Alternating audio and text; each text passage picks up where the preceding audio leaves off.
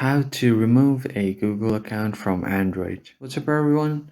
If you have been facing this problem where your device has a lot of Google accounts and you want to get rid of some of them, then you can just follow these steps to easily remove those Google accounts. Let's get started. First of all, what you have to do is open your phone settings, and now you just scroll down until you see Google Services and Accounts and Backup.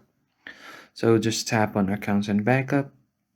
Now from here you can just tap on manage accounts, and it will show you all of the accounts that you have on your device.